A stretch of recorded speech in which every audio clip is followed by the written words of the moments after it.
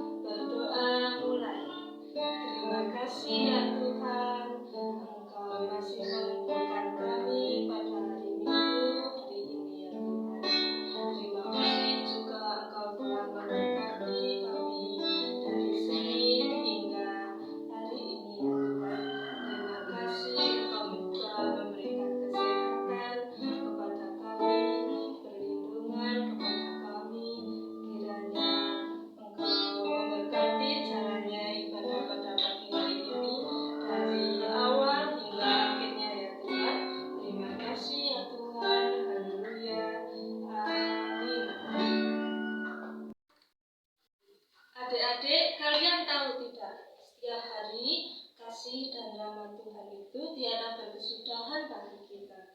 Mari kita menyanyikan tiada berkesudahan.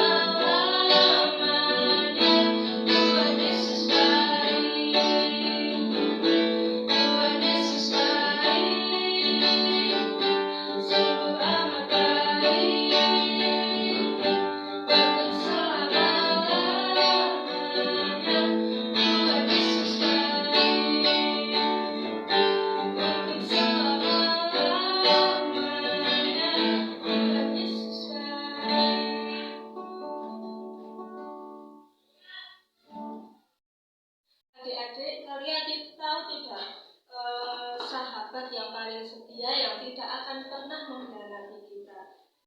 Siapa? Tuhan Yesus. Mari kita menyanyikan Ada Satu Sobatku.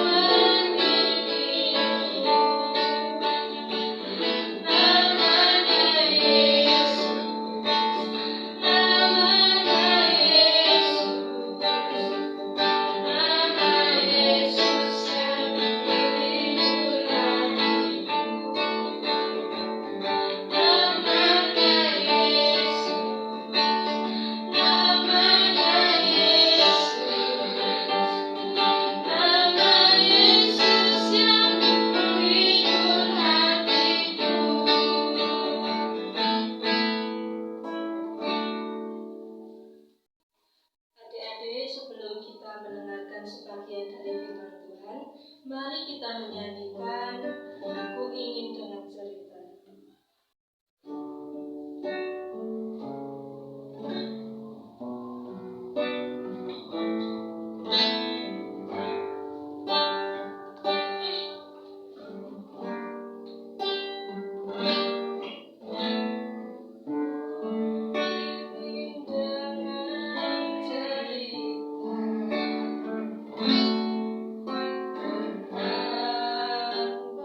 Perbuatan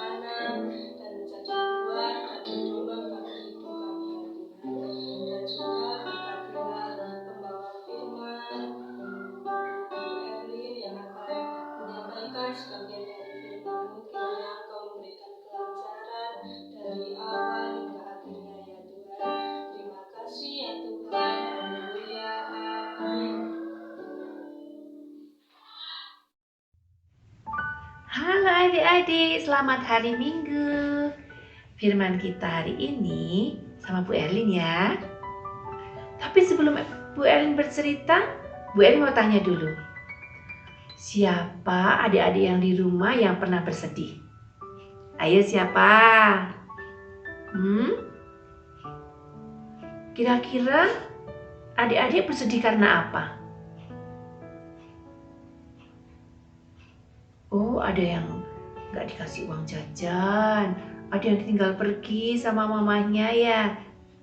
Bu Erlin juga pernah bersedih. Waktu itu Bu Erlin kehilangan orang tua. Ayah Bu Erlin meninggal. Bu Erlin merasa sedih sekali. Bu Erlin menangis. Nah, firman kita hari ini adik-adik, Bu Erlin juga akan bercerita tentang seorang perempuan yang dia bersedih karena kehilangan anaknya. Bagaimana ya ceritanya? Yuk adik-adik di rumah, duduk yang manis, kita bersama-sama mendengarkan cerita. Ini ceritanya. Firman hari ini diambil dari 2 Raja-Raja 4 ayat 18 sampai dengan 37 dan diberi judul Bukan PHK, Pemberi Harapan Kosong.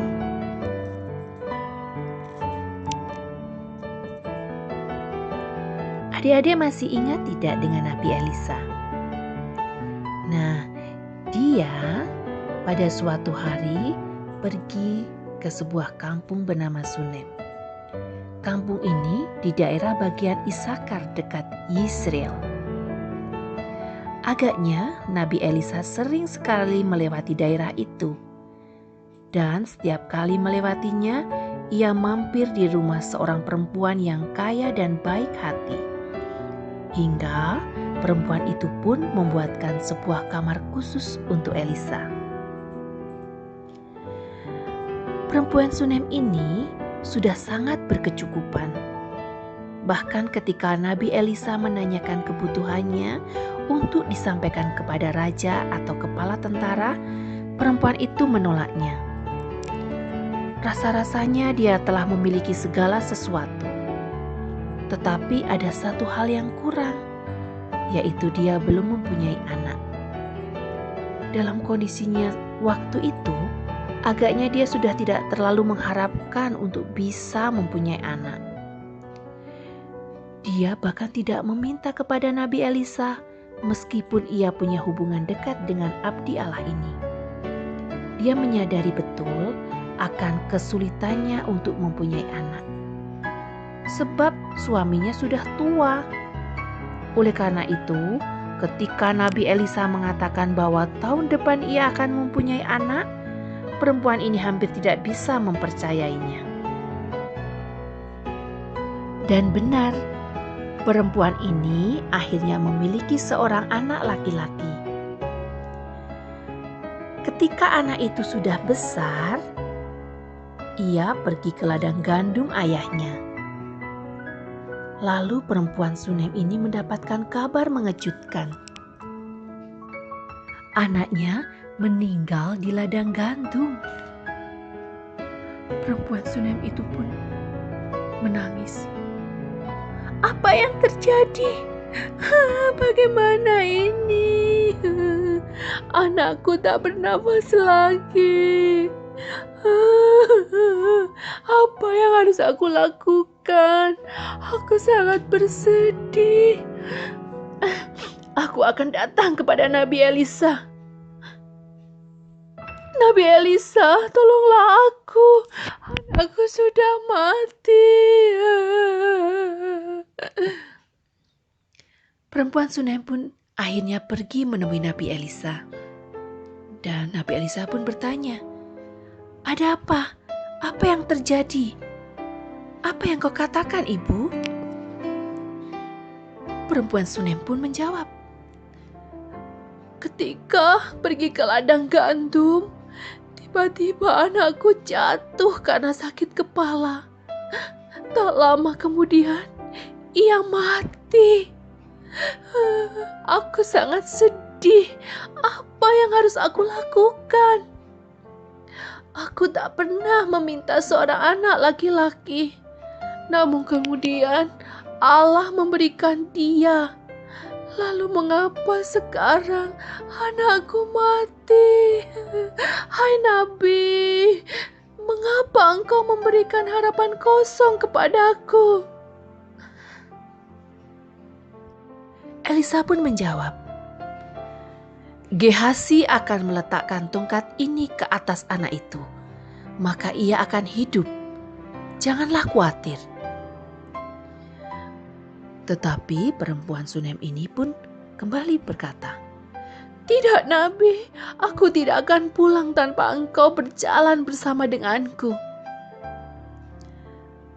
Akhirnya Elisa menjawab, Baiklah, aku akan berjalan bersamamu sampai ke rumahmu. Adik-adik, ketika mereka sampai ke rumah perempuan Sunem itu, Gehazi pun melakukan seperti yang Elisa katakan. Ia meletakkan tongkatnya ke atas anak itu. Namun, anak tersebut sudah mati dan tidak bangkit. Lalu bagaimana ya adik-adik? Apa yang akan dilakukan oleh Nabi Elisa? Nabi Elisa pun bertelut dan dia berdoa.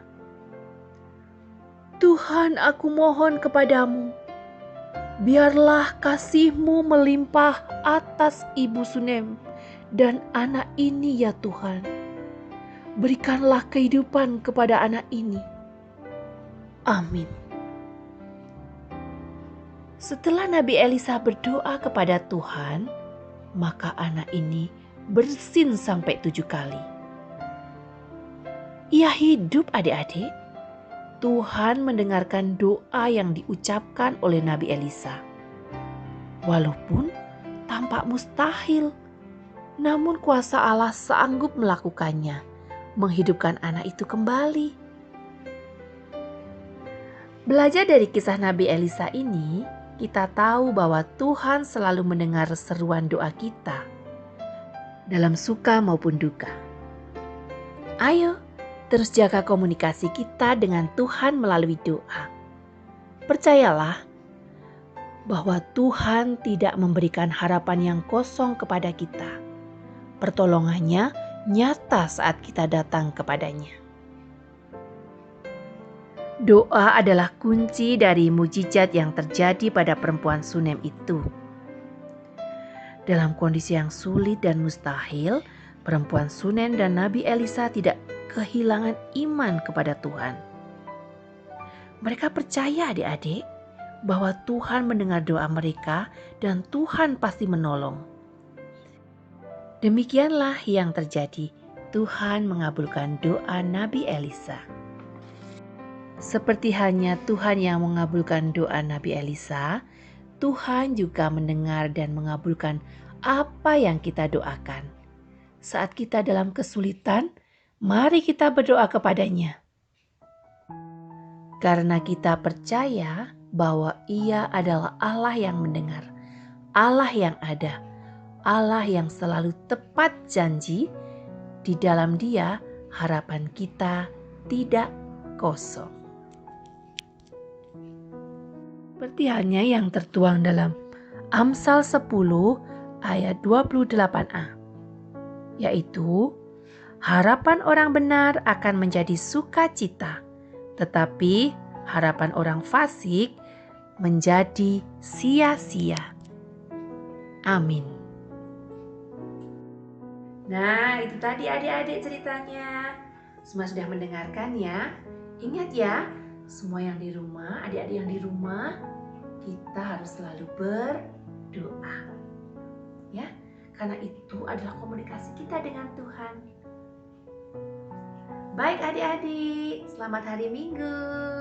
Tuhan Yesus memberkati. Untuk mengiringi jalannya persembahan, mari kita menyanyikan Betapa Hatiku.